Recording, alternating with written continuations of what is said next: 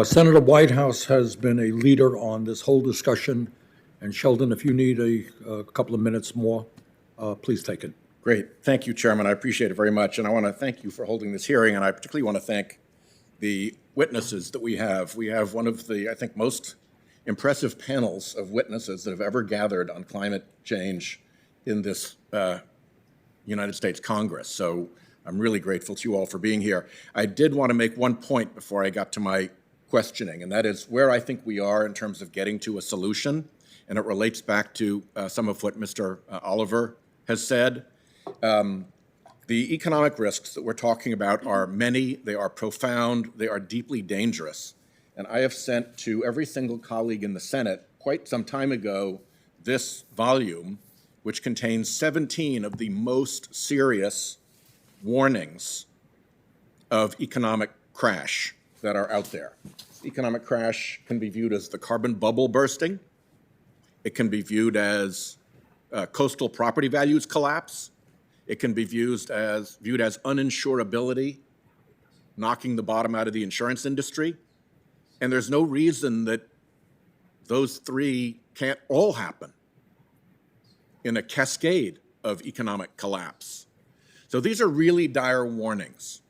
And nobody except Democrats got back to me. I sent these with a personal note.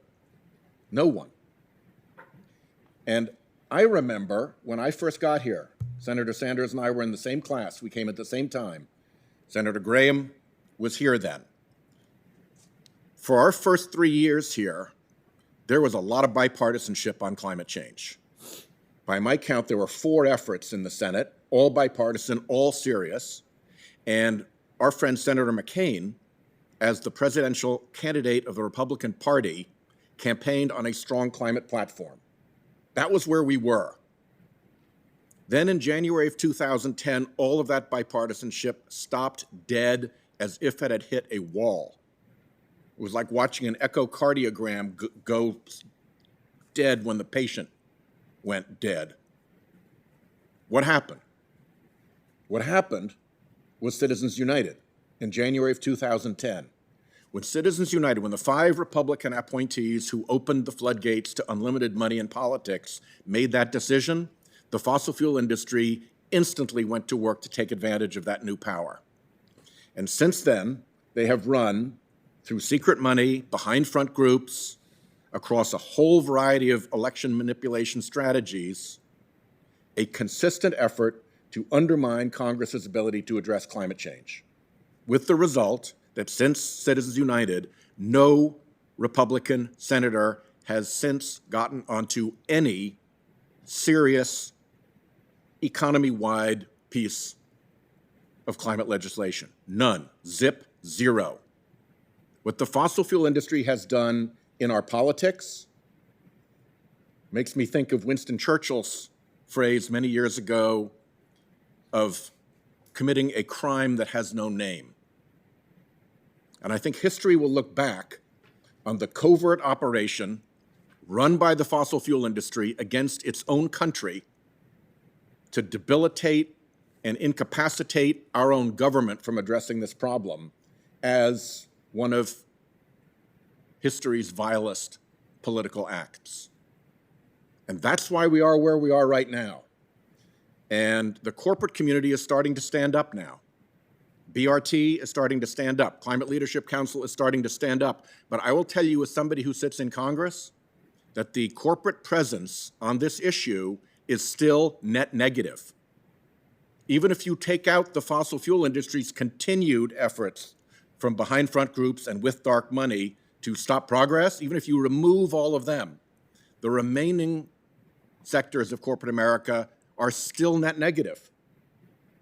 It is telling that neither Ranking Member Lindsey Graham nor Mr. Oliver know what the position of the U.S. Chamber of Commerce is on a price on carbon. It shows that their statements that they nominally support one are sure nominal.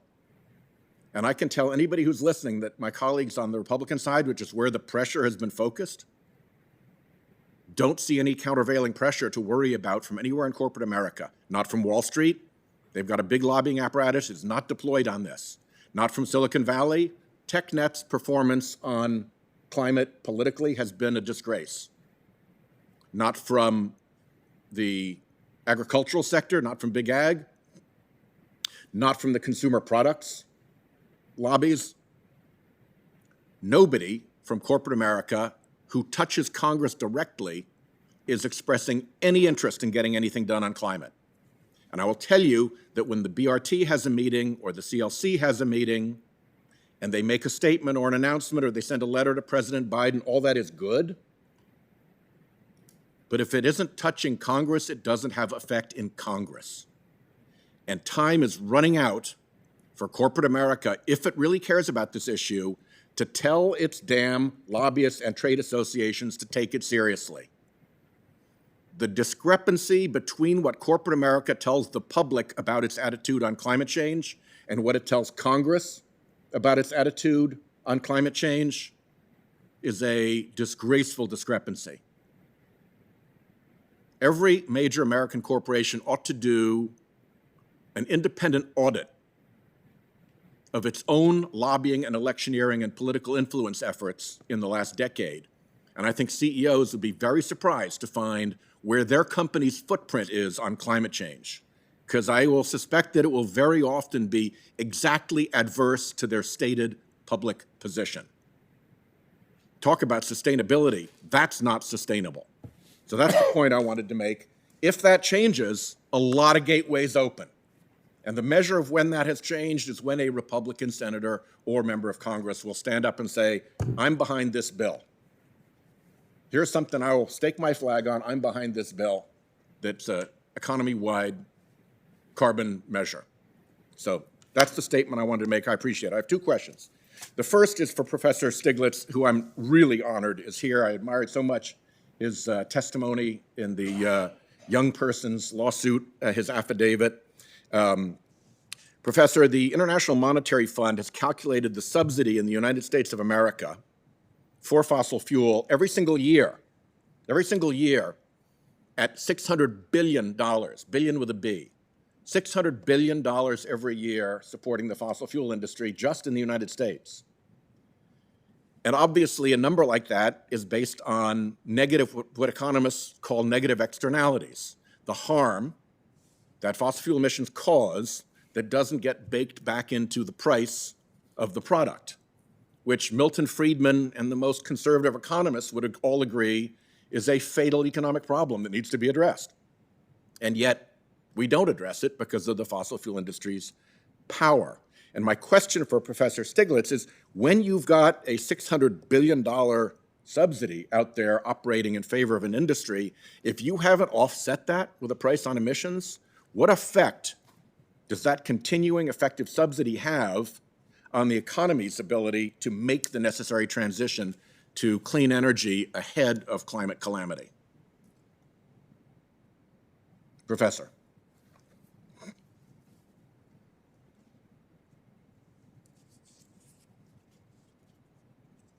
Have we lost Professor Stiglitz? Absolutely wrong direction. It actually encourages the use of fossil fuels. It makes fossil fuels more competitive than they should. The basic principle that everybody's talked about of a price on carbon, what this is a negative price on carbon. When you're subsidizing carbon, you're encouraging the emissions of greenhouse gases. And so the first order of business should be eliminating the the negative price on carbon that we've been having. That is really the first order of business, and that's why when at the beginning of the hearings it said that you were going to take actions to get rid of these subsidies. It was such an important measure. Let me Mr. Professor, if I could interject for 1 second, is there any doubt in your mind that negative externalities count as a subsidy and belong in that pricing calculus you just described? Oh, absolutely no doubt in my mind that what is going on here is that we're subsidizing something that is having a negative effect on our economy. It's going in absolutely the wrong direction. So let me And- jump, and since I'm over my time already, I'm going to jump quickly to my last question, which is to Dr. Litterman, who has made his career assessing risk for Goldman Sachs. And Goldman Sachs, I don't think, tolerates ideology in its risk assessment. It wants to make money, and it only makes money if it gets its risk assessments right. So the premium on accuracy of risk assessment is something that Dr. Litterman has lived with at the highest levels of the American investment community. And from that perspective, I want to ask him, how urgent is it right now that we respond to this climate risk? Senator, I'm glad you asked that question. The reality is we don't know how much time we have. And with respect to the cost of delay, let me tell you a story from my experience. Years ago, my wife and I were driving on the freeway when she exclaimed, "Oh my God, Bob, watch out."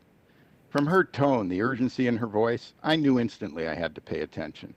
She had spotted across the divider about a quarter of a mile in front of us an oncoming 18-wheeler bouncing out of control and spewing flames from the passenger side wheel well.